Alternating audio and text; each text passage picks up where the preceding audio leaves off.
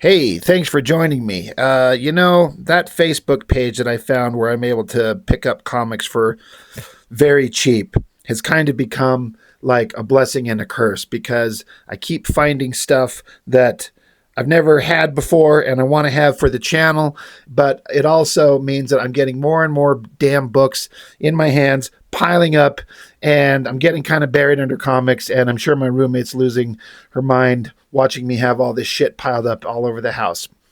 That being said, I got a YouTube channel with content that I need, and it's not like I'm hurting. I've got plenty of comics that I've just collected on my own for years. But when I keep running into stuff that I've always seen ads for but never got to actually see the physical book, and this Extreme Studios content is always a winner, well, good thing I found that page because the guy's selling books for like $1 each, and he's got 1 billion of them, and he's just getting a lot of money from me. Anyway, all that to be said, I seen the ads for Grifter Badrock forever. Always wanted to see the actual book just to see what kind of insanity or childishness or what could it be? I mean, it's an Extreme Studios book from like the mid 90s, so you kind of automatically already know what it's going to be, but it's kind of about how many degrees of silliness. I know that I give Liefeld's art a real hard time, and he only does the cover here, but I kind of don't mind that cover. It's got a level of detail and finesse in it that Liefeld doesn't usually do, even in this era. I don't see a signature on it, and I can't help but wonder if like Stephen Platt was helping with all the details on this, because it looks like some of his work. And there was a time when those two would kind of team up before, they went their separate ways and Stephen Platt decided he didn't like Liefeld anymore and vice versa. So, maybe that's part of it. But if this is all Liefeld, great. Whoever the inker is killing it too. There's some kind of energetic and kind of crazy fun about this cover. I got to give credit where credit's due. It's pretty wild. I don't know why the colorist decided to add a little kind of highlight run under Grifter's nutsack there. But boy, does it really stand out. Like, that's completely unnecessary, but okay. But Grifter and Badrock. In theory, at the time, and I guess it's probably true, but in retrospect, it seems kind of silly to think of it this way, that these are the most popular characters from Extreme and Wildstorm. Grifter and Badrock, of all people, are the most popular characters. And I guess if I'm being honest, who else would it be? Is it Spartan on Wildcats? No. Warblade? No, it's Grifter for some reason. Not a bad cover, but flipping it right open. So plot is Liefeld, and layouts. But Chap he's got the penciling gig with Jonathan Sabal on inks, with script from Eric Stevenson, and really good colors from Christian Lichtner. So Liefeld on layouts and then someone else penciling it. That's actually not a bad idea, because for all the things that Liefeld can do and not do, again, specifically in this era, he had a way of kind of laying out pages that looked kind of big and exciting, and it kind of worked.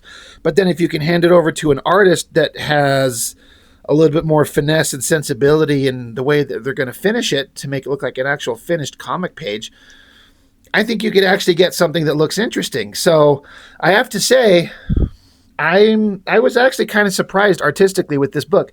Chap was a guy, when he started out, I wasn't impressed and I wasn't particularly interested in, especially the first thing. I don't know that it's his first work for Extreme Studios, but I feel like if it's not the first thing he did, one of the very first things was drawing issue 5 to the original Youngblood series, which I have covered on this channel, and it is just awful. Like, it is beyond insane awful. He was so very clearly a brand new kid, brand new artist that had some talent, but like no skills in terms of storytelling and composition and everything. It just looked awful. But as I've revisited a lot of these books that Chap has drawn back in the 90s, I have kind of changed my opinion, which was because I didn't collect a lot of his work when this stuff was coming out. And so I just kind of always thought he was a kind of a terrible artist. But man, he accelerated really fast and he got really good. And he fit right into that 90s mold. And he had that art style that people kind of expected from Image Comics and Extreme Studios specifically. But like I said, in retrospect, looking at it, good Lord, it's way, way better than I ever would have thought. He was legitimately talented. But what is the story of Grifter and Badrock going to be like? You know, I recently looked at Violator Badrock, and I would have told you the same thing. Like, this has to be the dumbest thing I've ever heard of. But you got Alan Moore writing that, and it actually becomes kind of brilliant, kind of funny, and super entertaining. But you got Liefeld on plot, and then Eric Stevenson giving it a script. Like, this is not going to be anything that anyone's ever going to remember for the story. It's just like, you're basically just waiting for the moments for these two to get together and start beating the piss out of each other, or faceless ninjas and or robots. Splash page starting out with them kind of back to back or thereabouts in a big action scene. We don't see what they're shooting at. That's kind of I don't know. It'd be interesting to see what they're actually battling, but I guess it's not necessary. I gotta say, that shot of Grifter, that's not bad. Badrock looks kind of fine. Chap can draw some awesome guns. I'm actually legitimately kind of like, that looks pretty good. I think the coloring, especially on Badrock, is a little dark. It hides it. Christian Lichtner, I think, is a really good colorist, like really good. And the work in the book is pretty good, but I feel like it's just a little dark in the background. But yeah, it just starts out with them just shooting at things. The text is like, it's the inner thoughts of, I can't remember if this is Grifter's thoughts or Badrock's thoughts. It almost doesn't matter. I think it's Badrock. He's saying, we'll be Grifter and Badrock. Never in my life have I heard a more ridiculous idea. Okay, no, this is Grifter thinking. We could be partners. Yeah, I need a partner like I need a hair weave. But think of all the publicity we'd get. You know, it's funny, but in my line of work. So, okay, maybe it's both of them. They should have colored these text boxes a little bit differently if this is supposed to be two different thoughts. Publicity isn't one of the things you're out to get. Matter of fact, the less known about you, the better.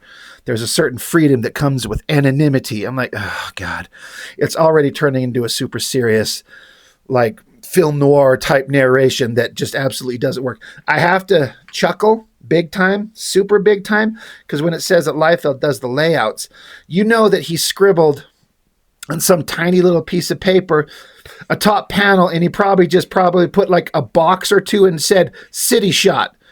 And Chap's like, okay.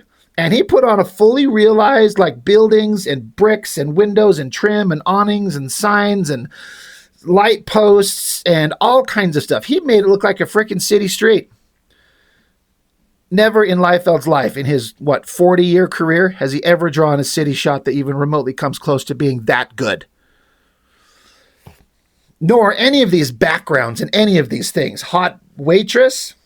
She's got some garter belts on, kind of hot. Super blonde. Got the Liefeld smile. Basically, Grifter's just sitting here in a bar looking like a sullen kind of drug-addicted zombie. Hair hanging down, got his hat on, drinking his beer, talking about something that happened somewhere else, which it explains over here happened in Badrock and Company number 5. So this story is picking up story threads from a previous book, but this is... I guess it's just, it says issue 1. I was wondering if this is just a one-off. Issue 1, but it's a story picking up from another book, which is kind of par for the course, right? They have one thing happen in one book, and they say, if you want to see the continuing story, go to another book. So you kind of start picking up all the titles. But Grifter is pissed off specifically at Badrock because they met, and somehow, where does it say here? He's basically lamenting about this girl that he used to know, Which brings us to the here and now. Lately, I've been giving my life a lot of thought. What's worse, I've been giving her a lot of thought. And I owe it all to that jackass Badrock. If not for him, I could have kept her out of my mind, just let the past lie. Instead, I'm sitting here wondering what my life would have been like if I'd settled down. But she was kidnapped by the Covenant of the Sword, which I think is the villainous team in Savage Dragon.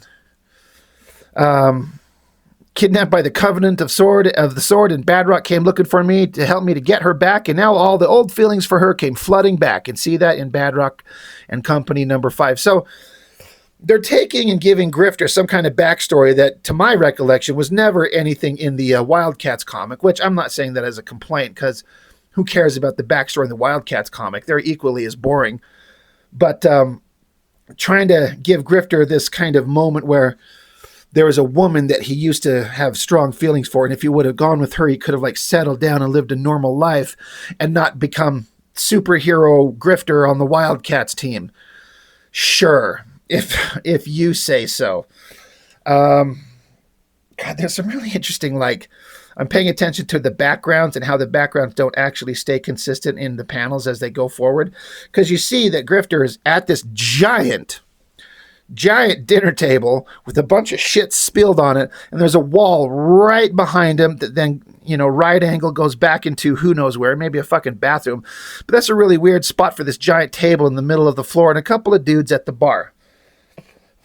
Sure, okay, close up on his eyes, extreme close up on his eyes. And the text is just so like cliche. Like I said, sometimes the need just plain knocks you off your feet. You fall through the air like paper caught in a wind, and if you're lucky, really lucky, you land someplace that looks a lot like here. It's so stupid. It's so dumb. But then, so now you get this silhouette shot of Grifter, and there's like, the bar is being drawn to look like a shithole, which is fine. Looks like there's freaking blood on the wall. I don't know why Grifter's lower lip is pouting out. It looks kind of dumb. But then you get a silhouette of a giant cock on the wall behind him. I'm like, who is walking into the room with a giant erection? Like, yeah, it's a little misshapen, but, some of us have things like that. Don't judge. And then weird silhouette-y shot with one glowing eye of Grifter and weird mutant hand, and then close-up on eye. And I was looking at this face shot. I'm trying to look at it. I'm like, is this his left eye or his right eye? Is this supposed to be his nose? What are these folds over here in his cheek? I guess we're just supposed to skip by it and go to the giant, admittedly pretty awesome giant double-page spread shot of Badrock just showing up, and he's super excited to see Grifter. Of course, Badrock, he's wearing the Bulls jersey. Now, who loves basketball? Well, that would be Mr. Liefeld. If you don't believe me, go watch his Robservations. He puts it on YouTube. And, every episode's an hour to an hour and a half, and he spends the first 30 minutes most of the time talking about sports, usually basketball.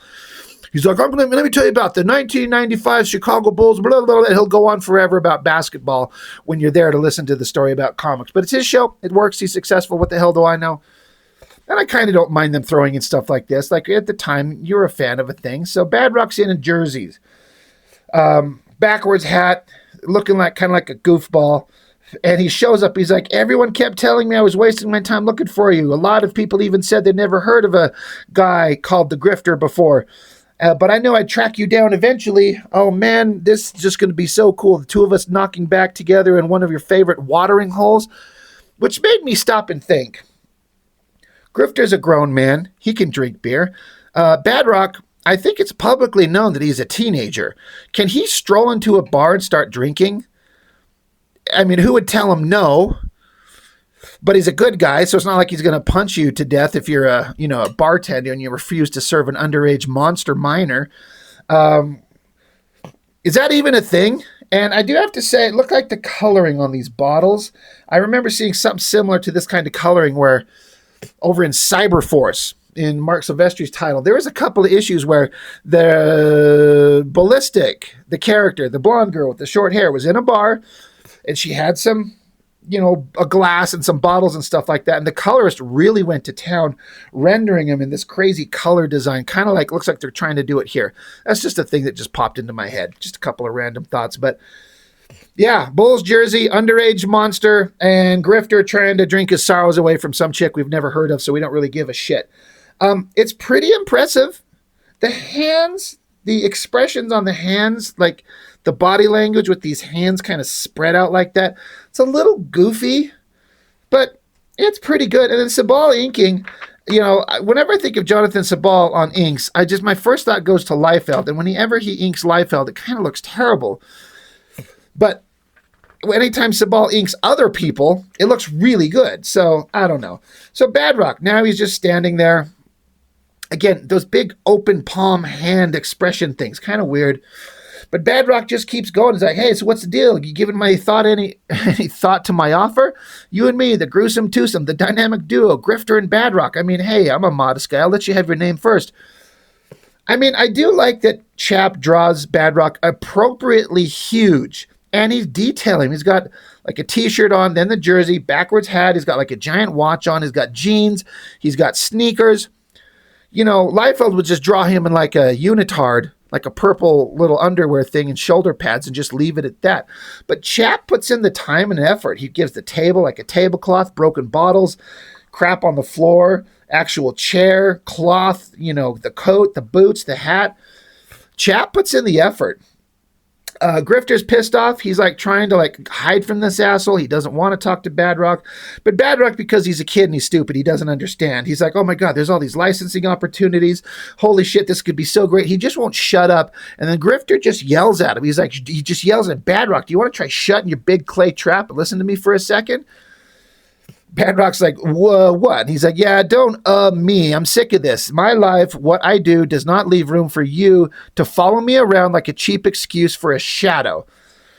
Badrock says, yeah, but what about the Wildcats? He says, Wildcats are dead, you ignorant ass. And in case I haven't made myself absolutely crystal clear, that's what you're going to be if you don't leave me the hell alone. So obviously they're talking about, I think it was Wildstorm Rising. Oh, yeah, it says it right there. There was that storyline where the Wildcats were presumed dead, and I think that's when Alan Moore took over, and Wildcats went off into space, and Wildcats got really interesting because, again, Alan Moore's writing it.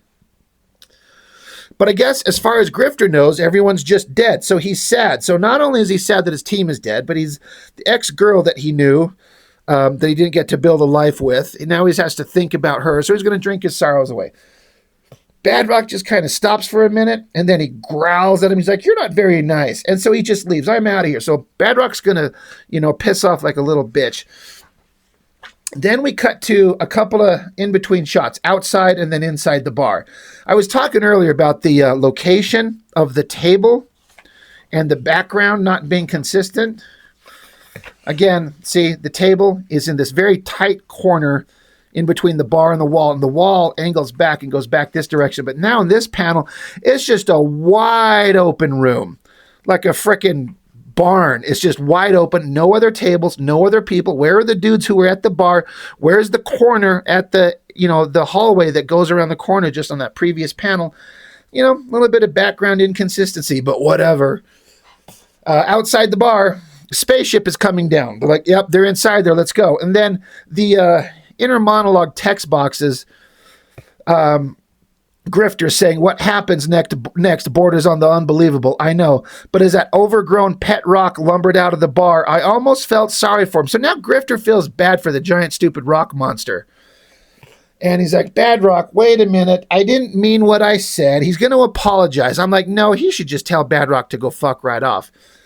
But weird ship is landing. I guess there's a silhouette of it's hard to see with the coloring, but some kind of bad guy, I guess, landing on the bar. And then we get this shot of, at first I kind of thought this was inside the bar because it's so dark, but I guess they're supposed to be outside. I really feel like they should be illuminated if they're outside. Whatever, but okay, you got some robotic, cybernetic something or others getting ready to bust in. All right, we got to have a fight. We're almost to the fight. So Grifter's turning into a little pansy, and then Badrock, he's like, oh, I knew you weren't serious. Grifter says, yeah, well, let's not get too carried away. And then a piece of glass drops on Grifter's head. And then again, the inconsistency of the backgrounds.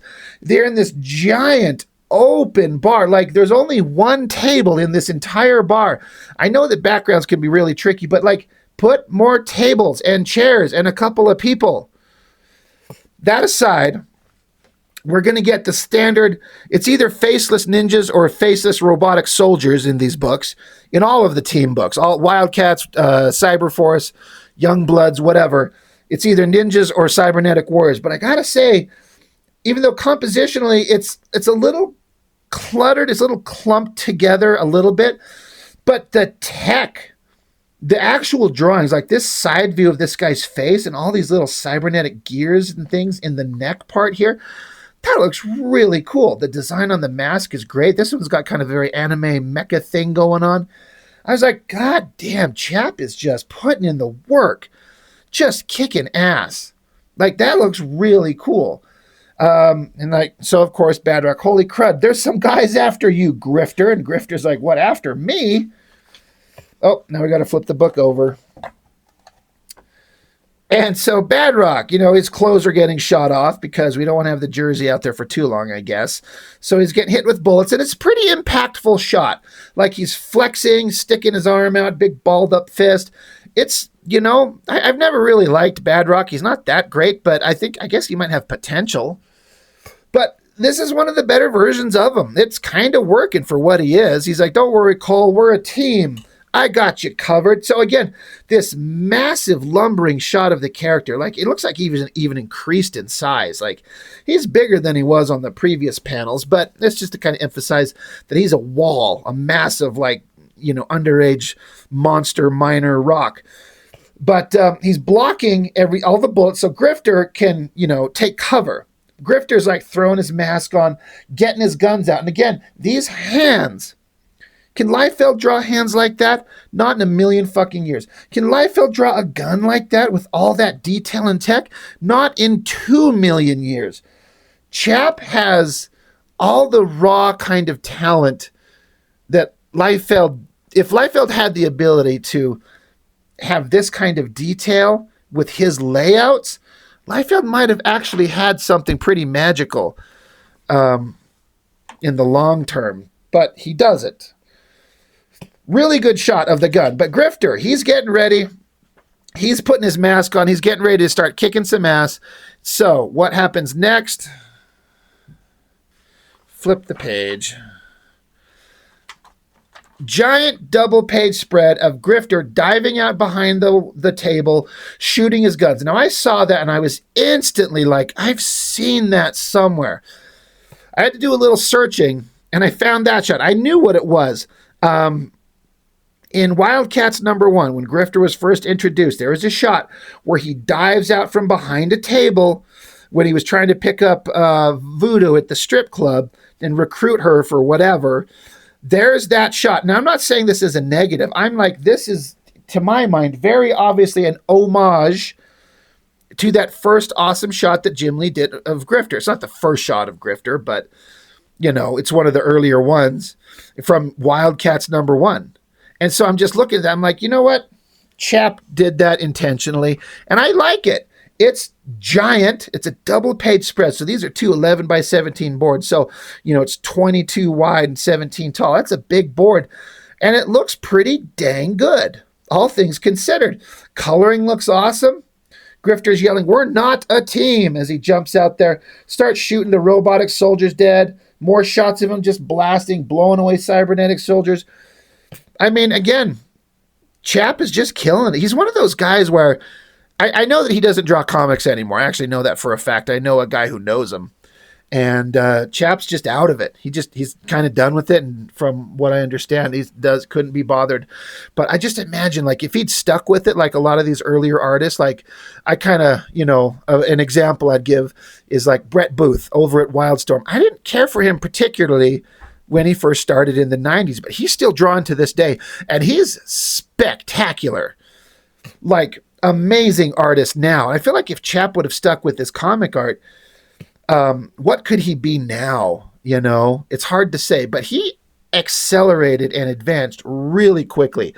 Got to give him full credit for that. It looks pretty dang awesome. But yeah, so he's blowing up monsters, robotic monsters, shooting. Badrock's got to get in there. This looks like very much like a Liefeld punch, where it's just a head and then a shoulder and an arm punching out a panel and blowing up a guy's head. Like I was saying, where Liefeld's layouts, but someone else gives it a nice hardcore finish, like Chap is doing. It works really well. Smashing the robot, standing there. The bartender's pissed off, like, dude, you're destroying my bar. Badrock doesn't give a shit. Grifter doesn't give a shit. Again, Badrock is massive, just a big, thick, lumbering thing. Pretty awesome. So now we're outside the bar, and this has got to be a hard shot. It's outside, elevated. You got to have the bar, the ground, the street, cop cars, multiple cops, and it gets a little bit kind of lax. The cops and the civilians are a bunch of just silhouette shapes, but the cops are kind of questioning them because I guess all the soldiers, they don't have any evidence for them. They're saying, like, the bartender said, you guys wrecked his bar. While all that's going on, Badrock's dad shows up. And Badrock almost calls him Dad, but he's trying to protect him, kind of like cover, He's like, Dad, Dr. McCall. So, again, this is what an old man looks like in a Liefeld comic. He's got sunglasses on and a big kind of poofy hair and beard and mustache. And, I guess Badrock's dad is saying that his wife has been kidnapped. So Badrock's mom, by the Covenant of the Sword, which, again, is like a Savage Dragon villain entity. Badrock's pissed. He's like, did you just say the Covenant of the Sword? Close up on Badrock's face. Now we cut to girl. Who is this girl? We're how many pages into this book? I'm guessing this is the girl that Grifter was pissing and moaning about. We've never met her in this comic, so I hope you read Badrock and Company #5. She's sitting here, and she's obviously trying to look super sexy hot because this is a comic book. She's thinking to herself about all this stuff. She doesn't really seem concerned. She's thinking about Grifter. It's just kind of, who cares? The drawings are pretty solid. She looks attractive. This shot down here, again, imagine Grandmaster Liefeld attempting to do this shot where you got the Covenant of the Sword characters down here, and then all this tech everywhere, and then this big screen, and they put this image of the girl on there. So much time and effort put into the backgrounds. Chap is kicking ass. But yeah, these guys captured this girl for some reason, and so they're cackling about how evil they are, and their plans are going to be awesome, and they're going to stop Badrock. And holy shit, look at that shot of Prophet by Stephen Platt. That looks really good. And I've seen this before. It's not like it's the first time, but coloring on that, spectacular. I mean, this is the problem. We're over here kind of digging Chap's work, and it's working really well. But then you see that, and you're like, oh my God. That's kind of why he was the superstar. It just grabs you. But, Chap is doing pretty damn good. But, yeah, they're the Covenant of the Sword, and they're doing evil stuff, and you know what?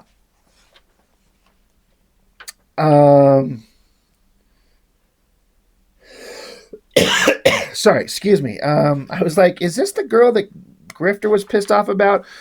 Or is this freaking Badrock's mom? I'm sorry, I kind of got this far into the story and I stopped kind of reading it because I'm like, I don't care. Can we just get to the action? Because that's kind of all that matters. But yeah, the Covenant of the Sword, they're just doing evil stuff. Who cares? And then, oh shit, we got to flip it over.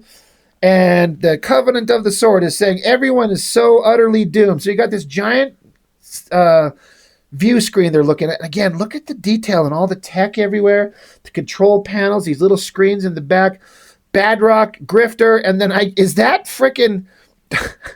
Is that supposed to be Badrock's dad armored up in a suit of armor? Did I miss that? I have never heard of that kind of thing happening. I don't know if that's what that is. And if that is, because it's a kind of like an old man with the gray mustache and beard, if that's Badrock's dad armored up, that's fucking stupid and hilarious. But that's a pretty good shot of Grifter Badrock heading out, and the Covenant of the Sword is saying they are utterly doomed, and then it's just over. I'm like, what? That's it? We have to wait for next issue? It's done? Maxi Mage, stupid crossovers I see these ads for everywhere. Combat, New Force, Glory, War Child. So essentially, nothing happened really. Grifter's whining in a bar, thinking about a girl. Badrock shows up as is an obnoxious shit. They yell at each other. Grifter almost feels bad. Faceless douchebag cybernetic idiots show up. So we armor up and we start shooting the shit out of him and beating the shit out of him, and it's done. And then we talk to the cops, and his dad shows up and says they kidnapped your mom. And then Hot Girl is kidnapped. I'm not mom, but just other hot girl. And bad guys are saying we're going to conquer the world. Go to the next issue. All right. They could have crammed a lot more story in there. Again, imagine if Alan Moore wrote this. It'd be just brilliant. But I got to say, ultimately, overall, it kind of wasn't bad. For this studio, these kind of comics in this era, it's kind of fun. It's kind of mindless, silly fun. But not much happened. But I got to give Chap credit, man. He was really rocking it, going all in on it. And it kind of works, you know. So it's brainless, but fun. It's not something that would keep me coming back in this era. Like, I can't wait to get issue 2. I need to know what happens. But, you know, all things considered, not bad, I guess. So, kind of fun. All right, Grifter, Badrock. That's all I got. Thanks for watching. As always, I really appreciate it. I'll see you next time.